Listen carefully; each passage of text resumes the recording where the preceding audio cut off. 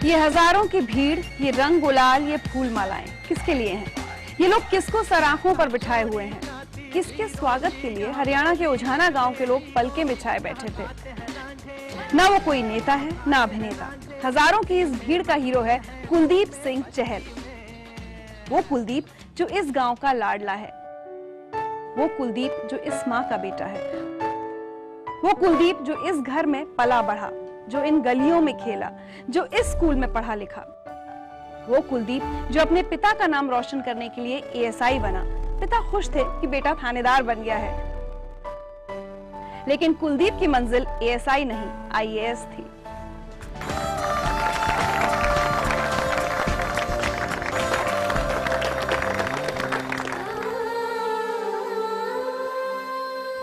कुलदीप, आपने तो अपनी किस्मत के अक्षर ही बदल दिए, एएसआई से आईएएस। Thank you. कैसे किया ये मैं जब गांव में थे, वैसे मैं ऑडियंस को भी बताना चाहूँगा कि मेरा कोई सपना नहीं था आईएएस बनने का। मैंने कभी ज़िंदगी में सोचा भी नहीं था कि मैं इस मुकाम पे पहुंच जाऊंगा। गांव में थे तो हम कबड्डी का प्लेयर था मैं, और वो भी हरियाणा स्टाइल, जो एक देहाती गेम होता है। जब मेरे ब्रदर लेक्चरर लगे थे सुरेश कुमार पंचकुला में, तो वो हमें लेके आए। तो उसके बाद ही वहाँ पे एक स्टूडेंट जो आईपीएस है फिलहाल, संजय कुमार है, उनसे मिले और उनको हमने पढ़ते हुए देखा। तो फिर हमने धीरे धीरे मन बनाया और बिल्कुल भाई ने साथ दिया, कठोर मेहनत की, तो धीरे धीरे ऐसा मतलब फ्लो बन गया। उसके बाद हमें पीछे मुड़ के नहीं देखना पड़ा और आज हम आपके सामने हैं। पुलिस की नौकरी क्यों की, एएसआई क्यों बने? क्योंकि मेरा पिताजी एक किसान है, तो वहाँ हर मतलब जो गांव में यही सपना होता है कि भाई अपना बेटा कोई सरकारी नौकरी करे, फिर वो चाहे वो लेक्चरर की हो या फिर कोई टीचर की हो या कोई पुलिस की हो। तो चंडीगढ़ पुलिस का फिजिकल काफ़ी टफ था वहाँ पे, मतलब, और मेरी स्पोर्ट्स बैकग्राउंड थी, तो आसानी से वहाँ पे सिलेक्शन हो गया और रिटर्न भी मैंने क्लियर कर दिया। चूँकि मैं पढ़ता था तो अच्छी जॉब थी, तो मैंने एक्सेप्ट भी कर लिया और मुझे ज़रूरत भी थी उसकी उस समय।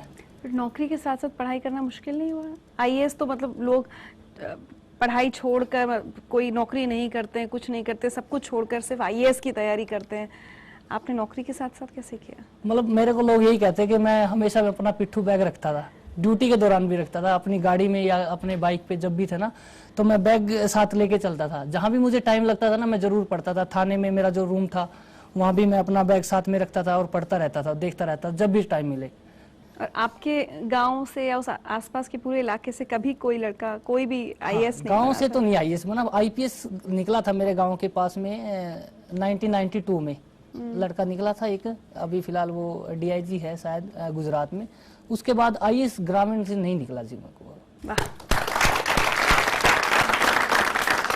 आइए आपको कुछ सुनवाते हैं उधर। मैं अपने भाई को ये मैसेज देना चाहता हूँ, निश्चित तौर से हर साल यूपीएससी के नतीजे आते हैं। बहुत से जो लोग हैं जो आईएएस ऑफिसर बनते हैं, आईपीएस बनते हैं, आईएफएस बनते हैं। जैसे मैं आपको एक उदाहरण देना चाहता हूँ, आईपीएस ऑफिसर तो बहुत बने, लेकिन किरण बेदी को आईपीएस के नाम से जाना जाने लगा। तो मैं भी चाहता हूँ कि मेरा भाई कोई ऐसा काम करे समाज के लिए, सोसाइटी के लिए, लोगों के लिए, जो एक अपना अलग तरीके से जाना जाए, ऐसी पहचान वो छोड़े।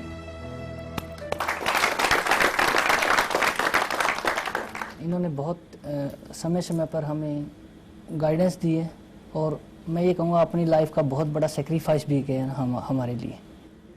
एक बात बताइए, जहाँ से आप आए हैं जी, और जहाँ तक आप पहुँचे हैं अभी तक, कितना मुश्किल सफ़र था? हाँ, मुश्किल तो मैम था, लेकिन फिर भी हर आपके हौसले इतने बुलंद हैं। काफ़ी तकलीफ़ें आई हैं। जैसे हम कुरुक्षेत्र यूनिवर्सिटी में एडमिशन लिया था हमने, तो कोई दिमाग पढ़ाई में नहीं चल पाता था इतना, ना ये पता था कि हम करें क्या, क्योंकि मैंने बीएड का एंट्रेंस दिया, वो भी पास नहीं हुआ।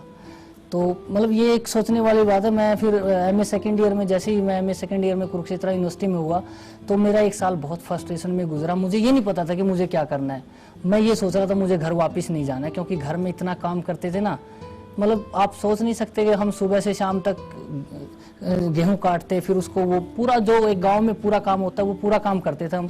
ये आपने किया है सारा? बिल्कुल, एक मैंने हल तो मैंने चलाया नहीं, बाकी हर काम किया। धान की खेती लगाते थे, मतलब कोई ऐसा काम नहीं है जो एक मजदूर नहीं करता, वो मैंने ना किया हो। हमारे घर में मैं आपको बता रहा हूँ 6 बजे से या 5 बजे से ज़्यादा किसी को सोने नहीं देते घर वाले। खासकर मेरे मम्मी डैडी है ना, तो जब हम सुबह उठते थे ना, वहाँ आमतौर पे अपने बच्चे को ऐसे लाड में उठाते हैं, बस सुबह उठो चाय पियो। हमारे यहाँ ऐसा नहीं था, हमारे यहाँ बड़े स्ट्रिक्ट रूल है, और हम आप सो रहे हैं तो आपको सिर्फ चारपाई से जाएंगे, बाजू पकड़ेंगे और ऐसे सीधा खड़ा कर देंगे, बस ये रूल है। वो आपको मतलब सोने नहीं देंगे। हो सकता है मतलब ये एक शुरू से ही मतलब ऐसा एक मेहनत करने का जो आदत रही है। हाँ बिल्कुल, शुरू से ही हमारे खानदान में ऐसे ही कि मेहनत करते हैं ज़्यादा। और मेरे पिताजी तो खासकर हमें ये नहीं पूछते थे कि आप पढ़ाई करो, आपको ये पता होना चाहिए भैंसों को पानी पूरी तरह पिलाओ, बस पढ़ो ना, कोई बात नहीं है। मतलब भैंसों का उनके प्रति बड़ा लगाव था और आज भी बरकरार है वो।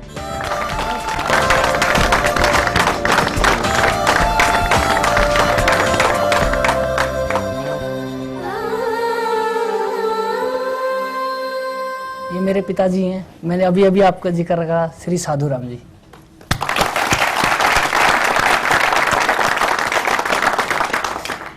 साधुराम जी, जब पहली बार आपके बेटे ने आपसे कहा कि ये आईएएस बन गया है, तो आपने क्या कहा था? यह कह रहे जी ठीक पढ़ना, आईएएस बनना बहुत बढ़िया रहा। आपको पता था आईएएस क्या होता है? हमारा तो नहीं पता था। कुछ ऐसा हुआ था कि आपने जब उन्हें कहा कि आईएएस बन गया हूँ तो वो थोड़ा घबरा गए थे कि थानेदार की नौकरी के छोड़? नहीं जी, घबरा तो क्या थे जी। जैसे आईएएस बने ना, तो ये बोला यार थानेदार की नौकरी छोड़ देंगे क्या अब? मतलब ये था कि थानेदार ही ना छोड़े, साथ में साथ ये भी रख लो।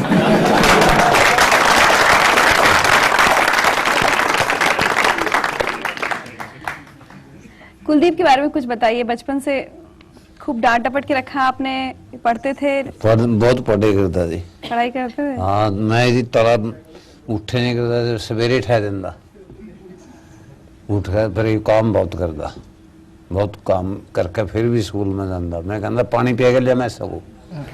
मैं अभी अभी जिक्र कर रहा था ना, मैं पानी जरूर पिला के जाओ, आप स्कूल में थोड़ा लेट जाओ, कोई बात नहीं है। हिम्मत बहुत करी इसने। चलिए, आज आखिर में अपने पिता से आज आप कुछ कहना चाहते हैं? नहीं, मैं अपने पिताजी का धन्यवाद करना चाहता हूँ। भाई इतनी काफ़ी दिक्कतें आई है, हालांकि वो आपको नहीं बताना चाहता कि कितनी दिक्कतें आई है, मुझे पता है। फिर भी हमें कोई ऐसी दिक्कत नहीं आनी दी। हमें पंजाब यूनिवर्सिटी जैसी महंगी यूनिवर्सिटी में उन्होंने पढ़ाया, वहाँ पे भेजा, तो ये अपने आप में बहुत बड़ी बात है। हालांकि उन्हें ये नहीं पता था कि हम कौन सी क्लास में पढ़ते हैं, लेकिन पैसे देने में उन्होंने कभी ऐसा नहीं किया। जितने उनसे होते थे हमें पैसे देते थे, खास करके हमारी ज़रूरत के। तो मैं हमेशा वो कहूँगा कि वो मैं उनके लिए कुछ कर सकूँ, हमें उसे सुख दे सकूँ, इतना ही मैं कहना चाहूँगा।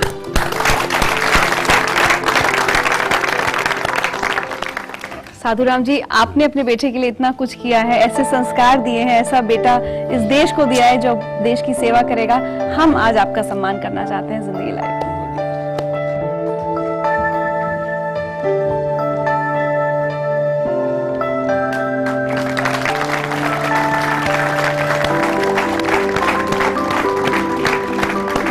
एक छोटा सा किस्सा जिंदगी लाइफ।